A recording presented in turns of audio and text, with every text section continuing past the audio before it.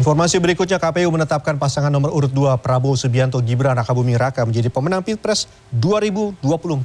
Sementara itu pasangan calon nomor urut 1 Anies Baswedan dan Muhaimin Iskandar sepakat menggugat hasil Pilpres ke Mahkamah Konstitusi yang diduga ada kecurangan terstruktur. Dan berikut laporan khas redaksi.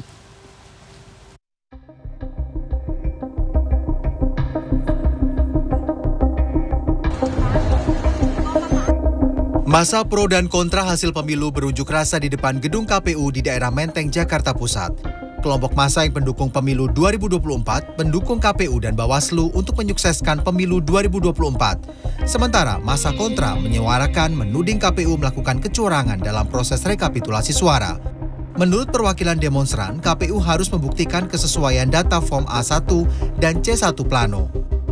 Sementara itu, Komisi Pemilihan Umum telah selesai melakukan rekapitulasi suara dari seluruh provinsi Indonesia dan luar negeri. Secara keseluruhan, suara terkumpul dalam Pilpres 2024 mencapai 163.555.929 suara.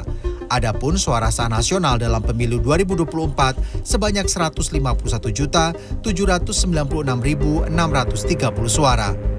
Dari hasil rekapitulasi, pasangan Prabowo Gibran mengumpulkan suara 58,6% dari suara sah, sekitar 96,2 juta suara. Pasangan Anies Muhaimin memperoleh suara 24,9% dari suara sah, sekitar 40,9 juta suara, dan pasangan Ganjar Mahfud mengumpulkan 16,5% dari suara sah, sekitar 27 juta suara. 2. Jumlah suara sah pasangan calon presiden dan wakil presiden nomor urut 2 Haji Prabowo Subianto dan Gibran Rakabuming Raka sebanyak 96.214.691 suara. KPU juga telah merampungkan rekapitulasi nasional suara pemilihan legislatif 2024 pada hari Rabu. Berdasar rekapitulasi di 38 provinsi, 8 partai dinyatakan lolos parlemen dan partai 10 lainnya gagal melenggang ke Senayan. PDIP mendulang suara paling banyak pada pemilu kali ini. Posisi kedua dan ketiga ditempati oleh Partai Golkar dan Partai Gerindra.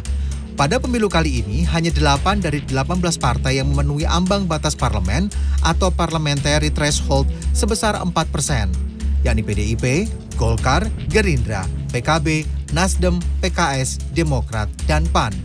Calon Presiden nomor urut 2 Prabowo Subianto bersama Ketua Umum Parpol Koalisi Indonesia Maju menanggapi keputusan hasil Pilpres 2024 oleh KPU di kediamannya di Kertanegara, Jakarta Selatan. Karena itu saya harus menyampaikan penghargaan saya yang sebesar-besarnya kepada beliau. Landasan yang kuat yang telah beliau bangun,